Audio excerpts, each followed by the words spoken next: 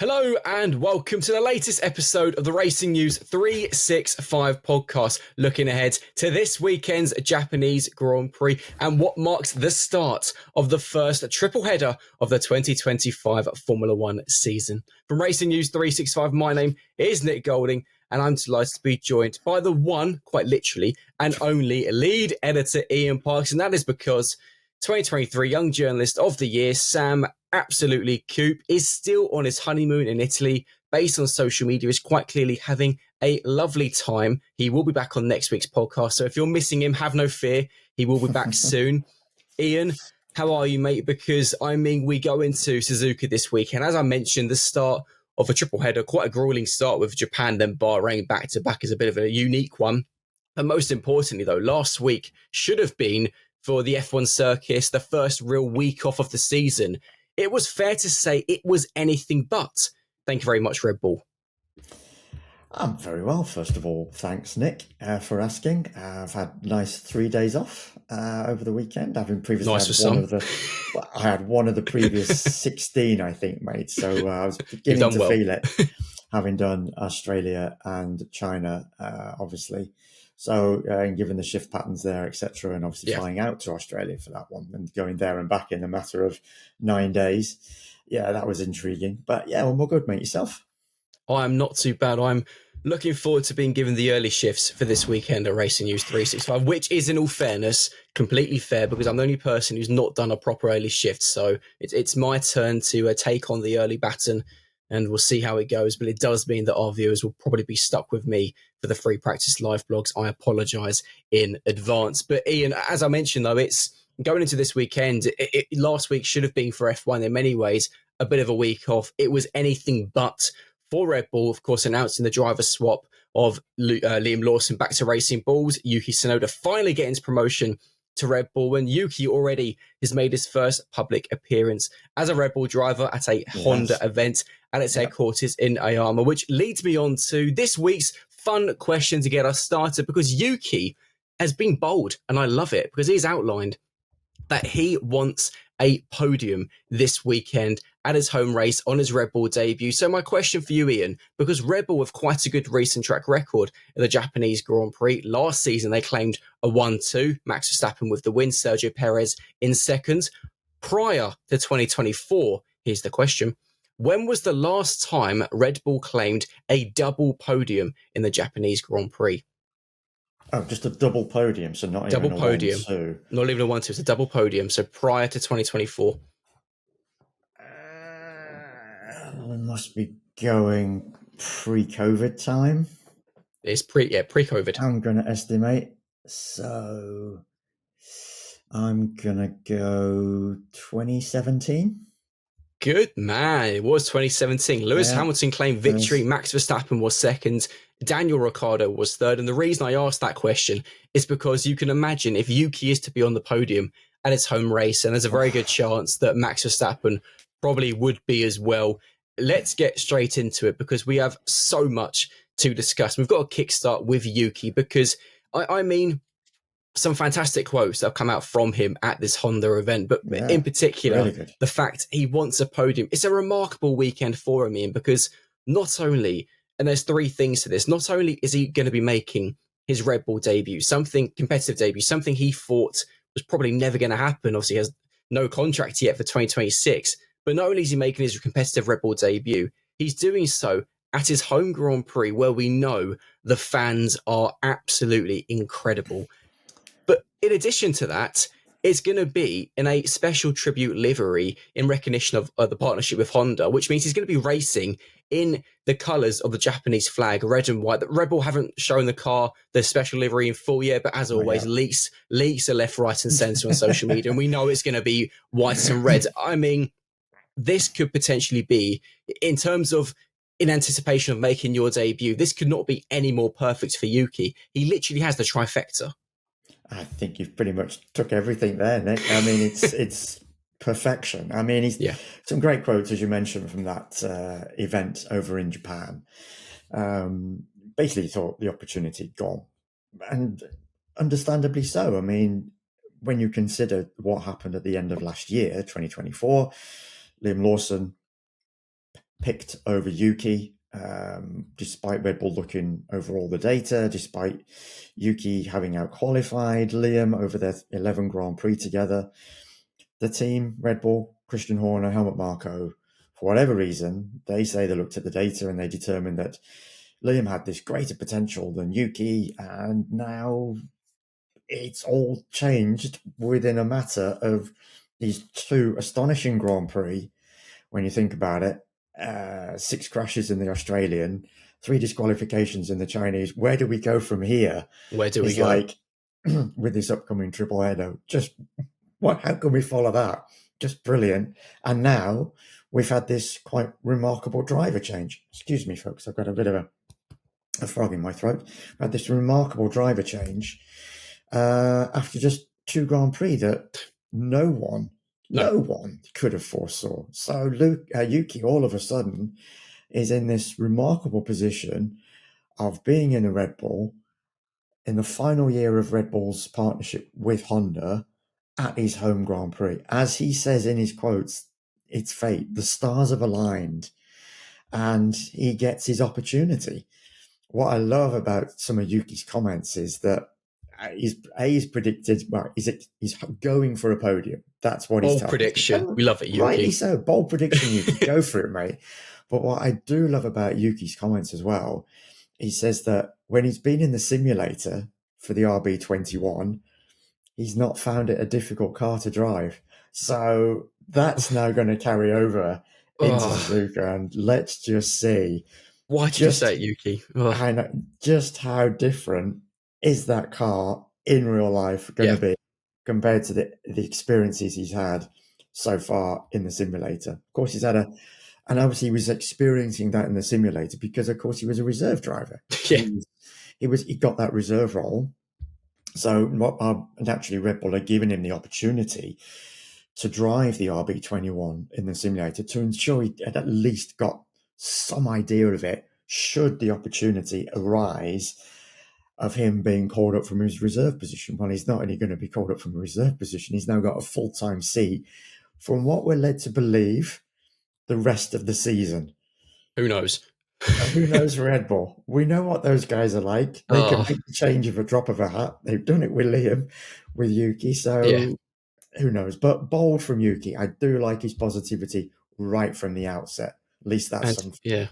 And to be fair, Red Bull are at least keeping things very exciting because you have no idea which driver is going to be in the car for which race. Hopefully, Yuki does get given at least, 3 races. But in terms of Yuki, it is a bold prediction, him predicting that he's going for a podium this weekend. And I think it's fascinating reading, and we discussed some of it last week in obviously our numerous special F1 updates. I lost count how many. But the fact that the reason why that they want Yuki in the car is for his experience to improve the RB21. But then reading some quotes from Helmut Marko since the announcement has been made, and he has spoken to a lot of Central European outlets, it is fair to say, some quite lengthy interviews, and saying that the reason why Yuki wasn't chosen to replace Sergio is that he was too inconsistent. There was too many highs and lows. Yet, after 2 races, they now believe that he's suddenly a more well-rounded driver. That's a pretty remarkable change to find in 2 races, and it feels perhaps both incredible and potentially maybe a mistake. They're promoting him to make his competitive Red Bull debut in his home race. They've said that he's now this well-rounded driver. If this is to be your one and only Japanese Grand Prix racing for Red Bull, I have the feeling, and I would love to be wrong, because I think from Bahrain onwards, he's going to do a very consistent job. But you've got to think that this weekend, the fact he's already said he wants a podium, it kind of feels like this is going to be a win it or bin it kind of weekend for Yuki, maybe, because he's not going to want to be content and just in free practice, of course, settle into it, but he's going to want to impress, because this is, as we've discussed, as he said, it's a once in a lifetime opportunity. He's not going to want to be just battling for a couple of points. Yuki is going to be, and rightly so, absolutely gunning it this weekend for a podium, as he said himself. There is an element of risk this weekend with this, because Yuki is going to have so much emotion and motivation behind him, not just from his own personal camp, but from the thousands in attendance. You're suggesting here a Sergio Perez Mexico 2023 scenario, aren't you? Where it's not far off. Well, It that went was well, didn't it? Yeah, that went very well. that did not go very well at No, all. First it of did all, a not. crash, of course, as Checo Yeah. just went for it and just completely blew it. And so you're suggesting we could have something similar in Japan? Well, I it's a lot of get the emotion emotion. this weekend. A lot of There's emotion. going to be huge emotion on his shoulders, but it's going to be really hard for him to keep that in check, quite obviously, because this is the opportunity he has waited over 4 years for.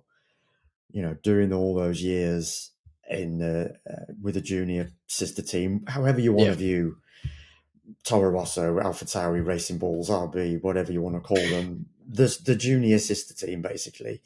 He's waited all this time. And even after that, I remember commenting as well, after year one, he didn't think he was going to continue. And yet he was confirmed late on that season, and he's managed to continue on and continue on. And obviously he got confirmed very early last year for this year with Racing Balls, which came as quite a surprise. The team took the plunge, and you assumed, therefore, that in making that plunge so early with Yuki, that they thought, okay, we can see a greater degree of maturity in Yuki now, a good deal of potential in Yuki, and then all of a sudden Liam comes along, does that 6-race stint at the end of last year to add to the 5 in 2023, of course, and Red Bull make that decision to go for Liam over Yuki, which has dramatically backfired on Red Bull. And now they're turning around and saying, Yuki, you're our man to help develop this RB21. You can only assume, bearing in mind the decision to release Checo and bring in Liam was made about a week before Christmas in 2024 last year.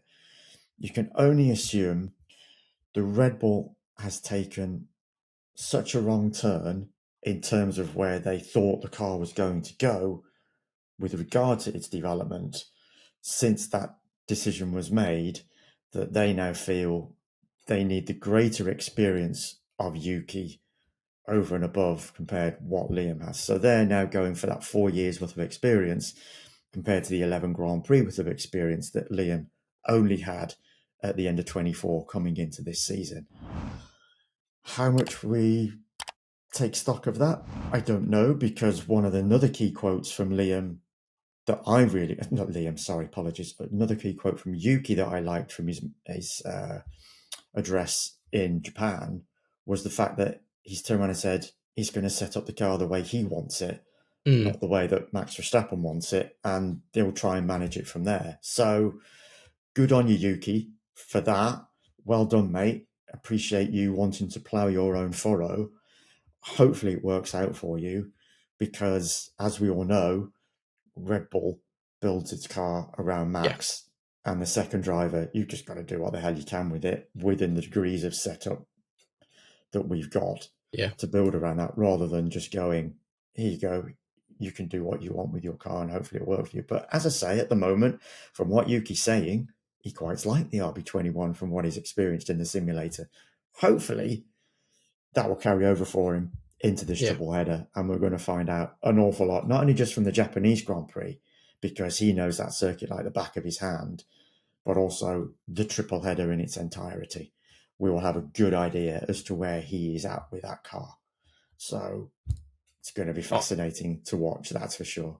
I think it's going to be really exciting just to see Yuki in the Red Bull as well. And something, though, that I've been thinking about, Ian, is he's targeting a podium. What do you think is, if you can imagine, viewers, that we are Christian Horner and Helmut Marko, you can decide who is who, but what do you think is an acceptable result for Yuki this weekend? Because in my views, it's Q3 and a top 10 finish is probably, I mean, if he can do that, that's already significantly better than Liam did in 2 races. So are you kind of similar that Q3 and just points should be the target?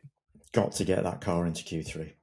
Max has done it comfortably across all 3 qualifying sessions, bearing in mind the extra sprint qualifying session we had in Shanghai. So that car is capable, is a Q3 car, quite clearly. Yuki has to get it into Q3. Bottom line. Otherwise, already question marks are going to start being asked if he doesn't get it into Q3. With that car, okay, he's got to learn it. He's got to get on top of it. He's got to set it up as best as he possibly can. But as I said, it's a circuit he knows like the back of his hand. And yes, a massive chunk of it has been resurfaced, as we've discovered.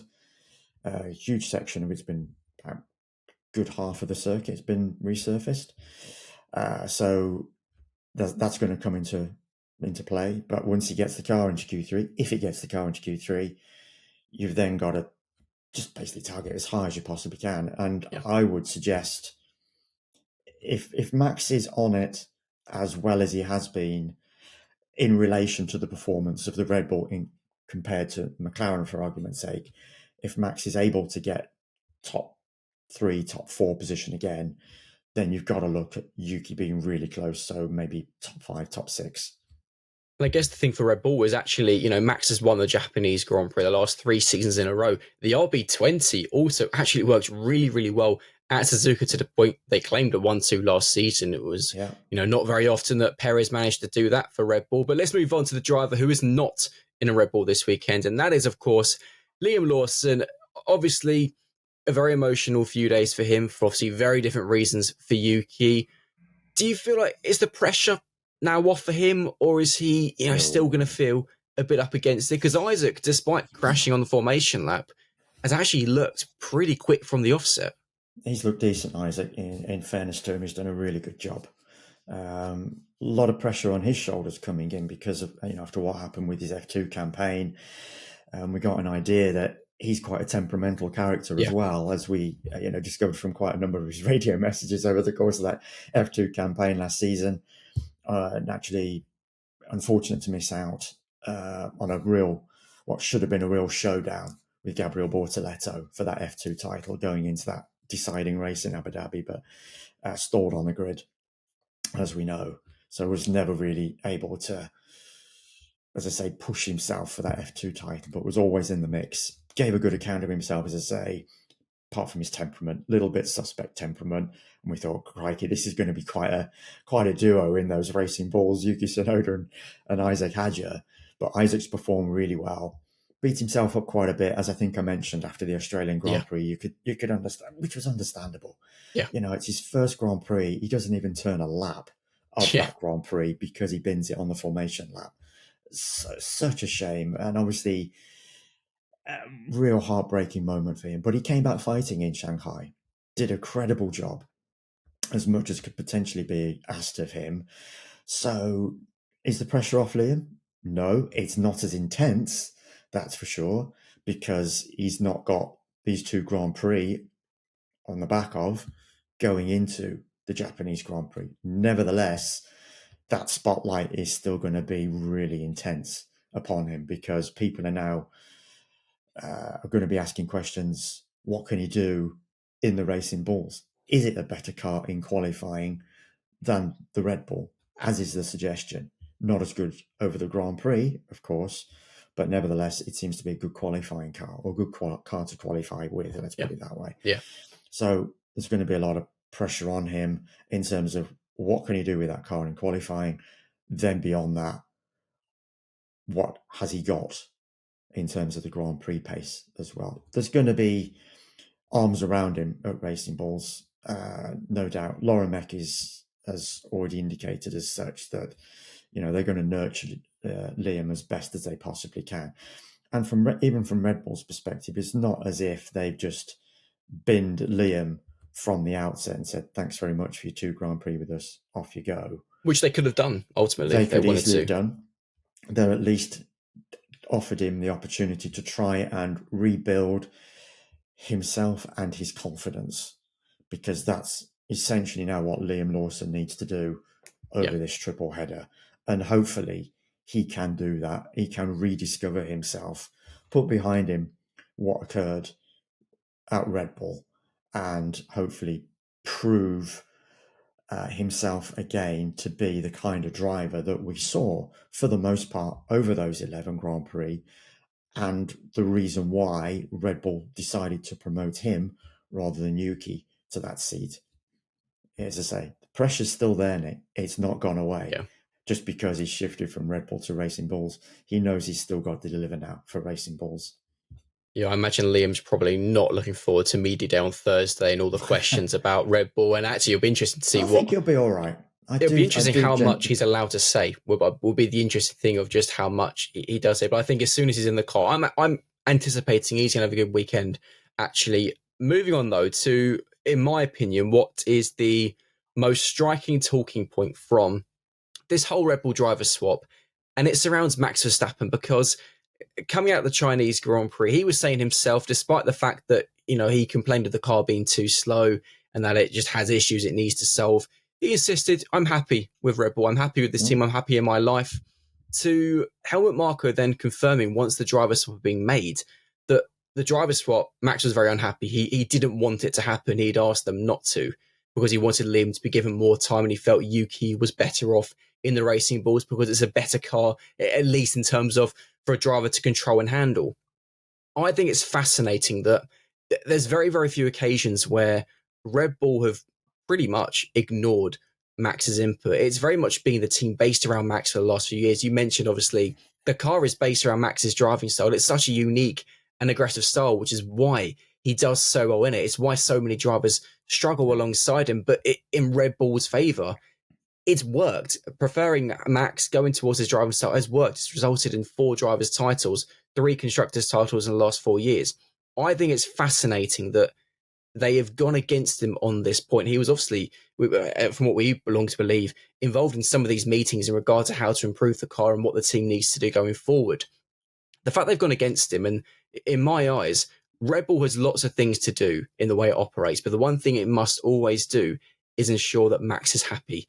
Because the moment that Max isn't happy, yes, he's contracted until 2028, but the moment Max isn't happy and that gets out there into the F1 paddock, you know for a fact Toto Wolff is probably going to come sniffing again. Aston Martin will want to have a look as well. What's even more fascinating is some more quotes that came out from Marko, confirming that, yes, obviously, as we know, Max has got exit clauses in his contract. What was even more fascinating is Marko saying that these could become a hot topic in the summer, not in regard to Max leaving, more in the fact that, those exit clauses will be discussed, whether that's potentially maybe Red Bull are in breach of them based on their performance. But the fact that even Marko is now discussing those exit clauses, and we know Max is unhappy, it's fascinating just how much, and I'm intrigued what he's going to say, Verstappen, on Thursday when he's asked about this driver swap, because it is known that he's not happy what's happened. And it's very, very rare for Red Bull to do something that he doesn't want. Yeah, we know Max is very forthright in his comments. He's not a media managed driver. Yeah, of course, he'll be giving heads up as to certain topics that are out there, of course, as most heads of communications do within Formula One teams with their drivers. Before the drivers then go into any media sessions, they say, look, this might crop up. There's this story out there. You might get asked about this. I'm sure Max is well averse as to what's going on in the mediaverse in terms of F1 and what we've got coming up with regard to the Japanese Grand Prix and the triple header. But the one thing we do know about Max, as I just mentioned, is he's always willing to speak his mind. So it will be quite a fascinating question when it's eventually posed by someone, whoever poses it. What have you made of the swap? Are you happy with it? Would you have given Liam more time if you were in charge of Red Bull? And his answers are going to be quite telling, because we know we've still got what happened last year lingering in the background. It's still filtered through into this season. As you say, we know we've got these exit clauses in Max's contract, which runs out at the end of 27, 28, 28, 2028 is still a long time. 2028 is a bloody long time. That was an astonishing contract when he signed it all those years ago.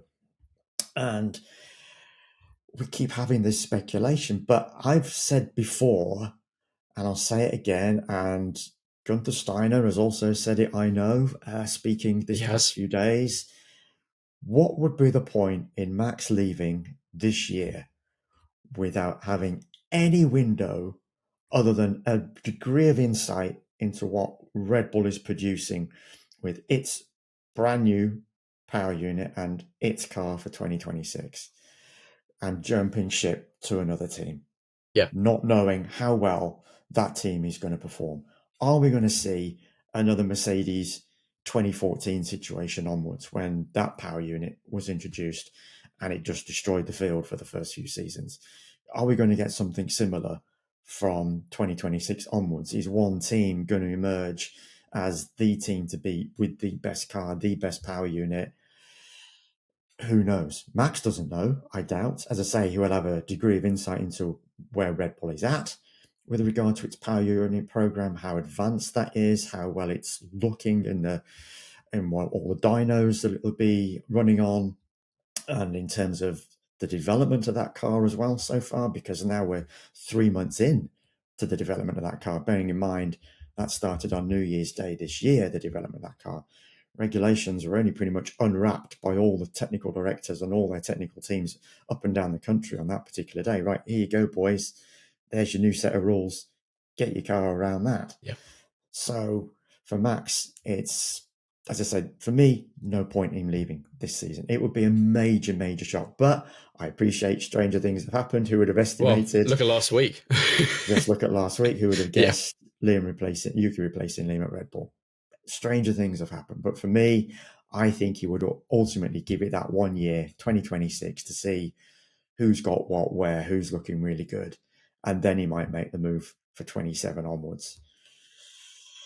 I think we're in for a tasty Thursday. I'm looking forward to Media Day. I think it's going to be a very, very good one. One team I'm also intrigued to hear from is McLaren. Of course, it has been a near perfect start. Of course, Lando Norris converting pole into victory in Australia. Oscar Piastri converting pole into victory in China. The only chink in McLaren's armor from stopping them having a completely perfect start to the year is the fact that they didn't claim sprint pole in China. They didn't claim the sprint win. And he mentioned Gunther Steiner, and obviously the comments he made was on the Red Flags podcast. Of course, he's always a guest on. And they asked Steiner a really interesting question, which I want to ask you, because going back to sprint quali in China, McLaren were the only team in SQ3, the final part of sprint quali, to complete 2 hot laps on the one and only set of soft tyres each driver gets. What happened in the end? Of course, Oscar Piastri qualified third, if I'm correct. Lando Norris was sixth. Then obviously the big problem for McLaren then was with their strategy. The circuit was at its best, obviously, at the end of that session when the other 8 drivers completed their 1 lap, whereas the McLaren drivers had already done 1 lap, so their tyres were worn. The question Steiner was asked, Ian, and I'll ask you the same. Are McLaren becoming cocky in the fact that with that strategy, thinking they could still claim pole even by doing 2 laps on 1 set of tyres in terms of their overall strategies? Do you think McLaren are perhaps taking the fact they are now the team to be a bit too much? Are they struggling to fit their heads out the door? The least cockiest person I would suggest in the entire Grand Prix paddock is Andrea Stella. Interesting. He comes across very level-headed. He's built up all this bank of knowledge and experience, and when you sit down with him in media sessions, as we are very fortunate enough to do across the course of a Grand Prix weekend, because Andrea does a post-qualifying session, which no other team principal does, and he always does a post-race session as well, which not every team principal does. The majority do, 5 or 6 of them, and he's always one of them. So we get Andrea post-quali and post-Grand Prix every Grand Prix weekend. No other team principals does that. Hats off to McLaren for providing us with that level of insight. And you sit down and you listen to him and you hear his answers, and it's pure of thought in terms of his delivery of explanation as to what has occurred in a particular practice session, qualifying session, Grand Prix. He is not a cocky individual in any way, shape or form. So I cannot imagine for a single second that McLaren is now starting to get ideas above its station and starting to get cocky and thinking, we can do this now. We've got the best car. Don't see it.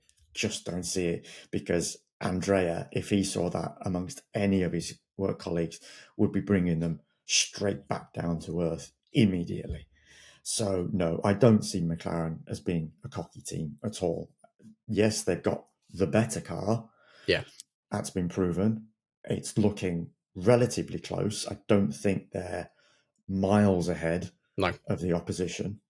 So there is still ground for the opposition, both Red Bull, Ferrari, Mercedes, to catch up. It's just a question of how long those three chasing teams at this stage are going to be willing to invest and develop this car, and how far into the season are they going to be willing to do that, bearing in mind, as we've discussed on many times, the 2026 season coming up and the time, development, resource that's required to get that car right from the outset. So no, McLaren definitely not cocky. Andrea Stella definitely not cocky, and I can't imagine anybody within that team is being allowed to be cocky, because he will be on them like a ton of bricks, that's for sure. I love the fact there you mentioned Ferrari, because they're the one team who I still think we have absolutely no idea where they are. And I'm going to refer to a quote from former Top Gear and the Grand Tour host Jeremy Clarkson, who is known to have his opinions. He was writing in his column for the newspaper in the UK, The Sun, said that Ferrari's performance in Shanghai made no sense. He said that Lewis Hamilton went from hero to zero. That was a bit harsh, I think, but the Ferrari making... It wasn't his fault. But I think the line of Ferrari's performance making no sense, I think, is pretty accurate. You go from a car which in sprint quali and the sprint race looked really, really good, particularly in the hands of Lewis, to Lewis winning the sprint race on the Saturday morning, to the Parc Ferme opening, then closing again before quali. And next thing you know, the Ferraris are qualifying on the third row. They can't even finish in the top four in the race. Of course, that's even forgetting the disqualifications. It's Ferrari going to this weekend, the start of a triple header. And it feels like they're a team who badly need to try and gain some momentum, because they've scored now, as a result of the disqualifications, just 17 points from the first two Grand Prix, the same number as Williams, which kind of says how good Williams has started this season, but also how bad Ferrari have been.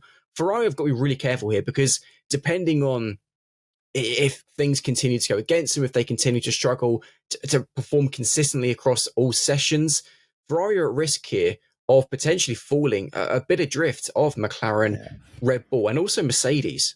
Yeah, I think I'm right in saying, Nick, that even if the disqualifications hadn't have happened, let's just say that, then the points that Ferrari would have gained from that Grand Prix, they'd still only be fourth in the Constructors' Championship.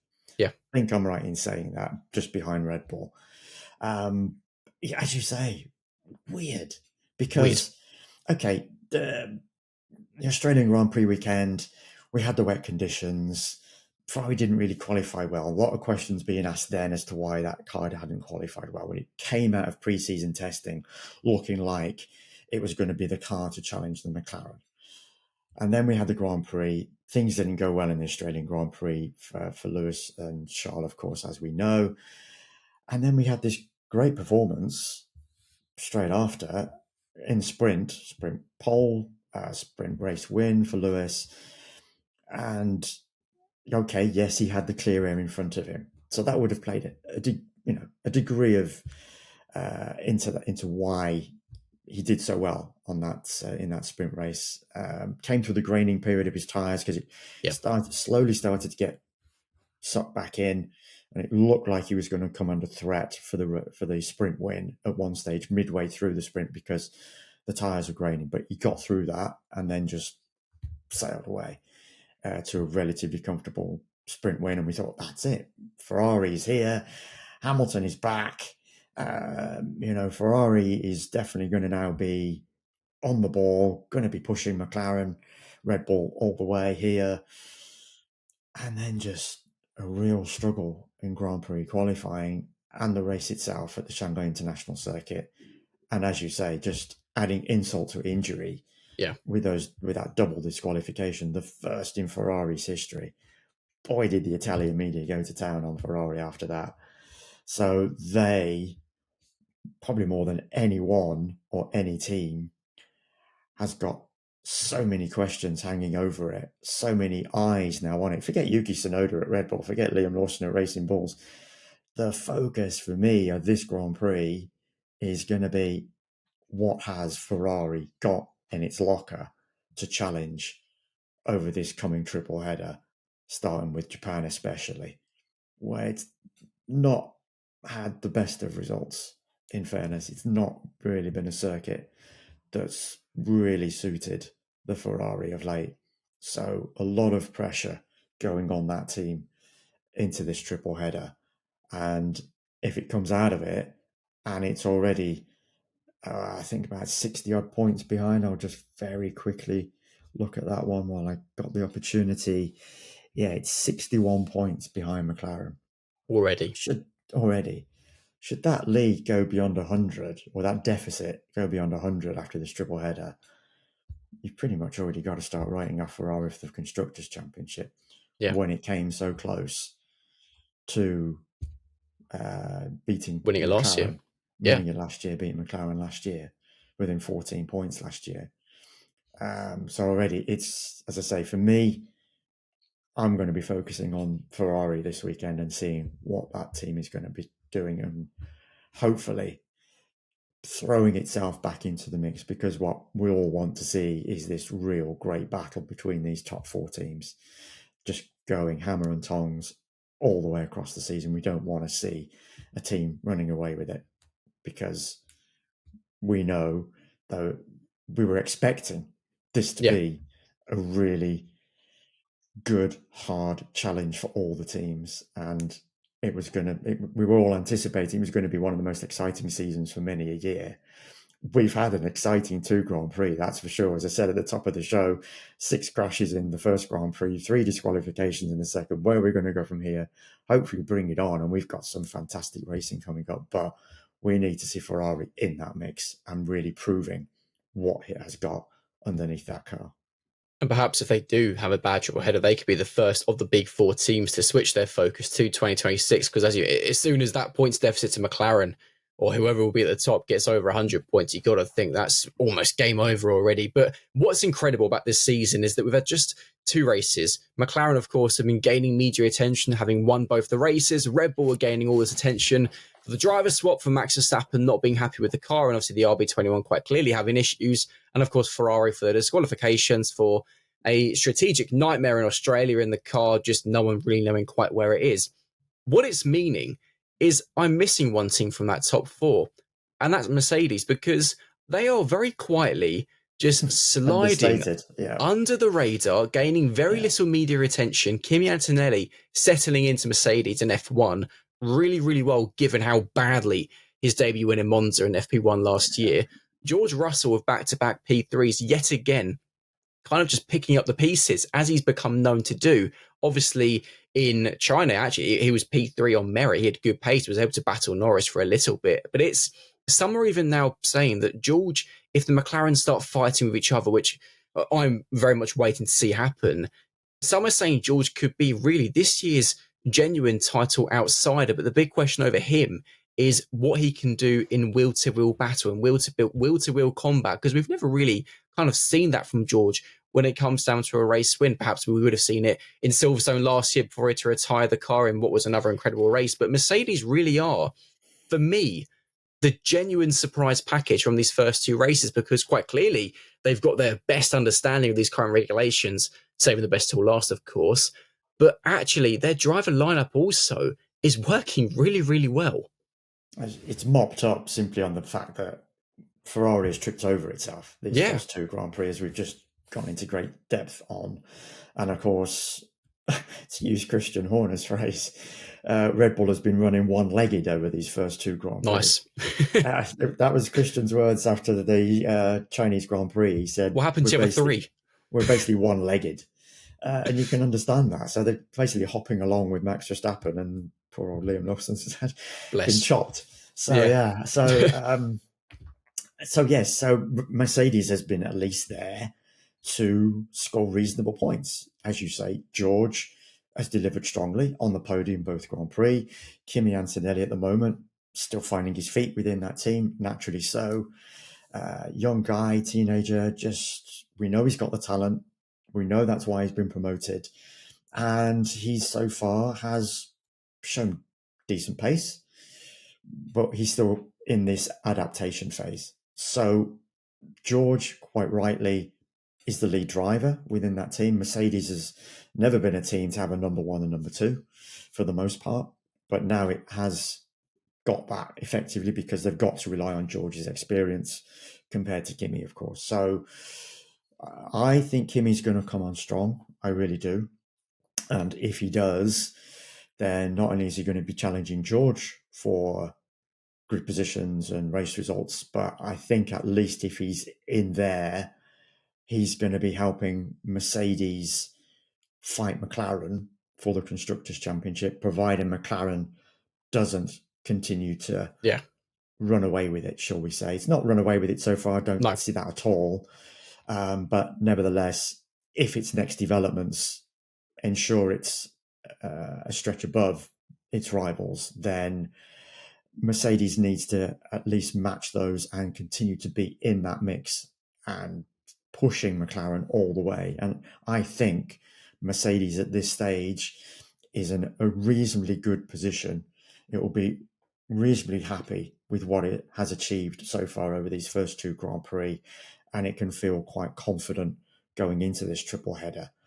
As I say, I think this triple header is going to tell us an awful lot now about how the rest of the season is going to pan out and who will want to continue developing to a certain extent its car to ensure it can focus on both championships, and who might just decide, you know what,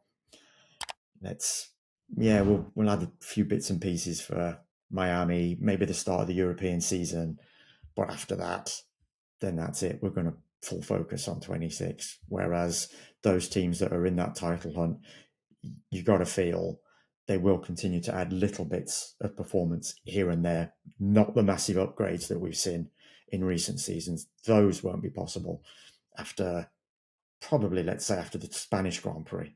Yeah, I reckon that's going to be the cut-off point for many teams. The car that finishes in Spain is the car that you're probably going to see predominantly for the rest of the season, because the focus is going to be so full on for 26. But at least up until that point, we've got 7 Grand Prix at which we can get a good idea as to where people are going to be, and in particular Mercedes, where it's going to be in that pecking order. The topic of Antonelli brings us on beautifully to our final, I suppose it's a talking point. It is, of course, our predictions for the Chinese Grand Prix, but we are updating our system for a very simple reason. It was too complicated for us, and we felt that if it's too complicated for us, then it could be quite difficult to follow for our viewers. So we want to make it nice and simple, mainly to help Ian, Sam and I, because it was just going straight over our heads pretty much. But anyways, our new system, and of course, fans do please get it very simple. All we'll be doing from now on is for each Grand Prix, predicting who will claim pole, which team will complete the fastest pit stop, which driver will set the fastest lap, and which drivers will finish in the top 3. For each correct prediction, you get 3 points. If in the top 3, your driver you predicted is 1 place above or below where you predicted, you get 1 point. I explained that really well, which is already better than the prediction system we used to use. It was only about 15 seconds, and we have got, of course, as always, we are going to be asking a fan to give their predictions to represent the fans for each Grand Prix. This week, we have Yorian. Apologies if I've pronounced your name wrong. I'm always doing my best for these name pronunciations. Yorian has predicted that Lando Norris will claim pole, but Piastri will claim the fastest lap. McLaren will also complete the fastest pit stop. And that's in terms of the top 3. Yorian has said Kimi Antonelli for a maiden F1 podium in 3rd, Verstappen 2nd, Norris 1st. I'm going to go Piastri pole. I'm going to go Tsunoda fastest lap, Red Bull fastest pit stop. And my top 3, I'm saying Norris 3rd, Piastri 2nd, Max Verstappen 1st for 4 in a row in Suzuka. I've just got a feeling about Red Bull this weekend. I was going to be bold and say Yuki, but I also want to win. But no, come on, Yuki. But no, I think that's mine. Ian, over to you.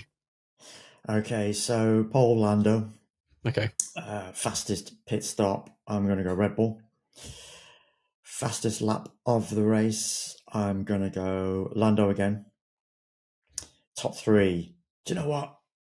We do like a bold position. We've always had a bold, but let's go Yuki for top 3. Third place. I'm going to go Yuki. Why not? Go on, Yuki. Go on, Yuki. And then I'm going to go a Max 2nd, Lando 1st. Interesting. And of course, I will get... Oh, go on in. I was going to say, the one thing we don't have is Sam's predictions. Well, and I was going to say, I was going to say Sam's first day back at work is Thursday. He's not missing the Japanese Grand Prix. We're not letting him off that lightly. So I will get his predictions on Thursday. So do not worry. Sam will remain at the bottom of our predictions leaderboard. He's going to have an awful weekend back after 2 weeks off resting in Italy on his honeymoon. Amazing stuff, as always, Ian. Let's see how good our predictions are this time around. If it's what usually happens, probably absolutely awful. Come on, Yuki. This has been the latest episode of the Racing News 365 podcast from Ian and I and Sam in spirit. We will see you this weekend for the Japanese Grand Prix. See you later. As always, take care, folks, and thanks for listening and watching.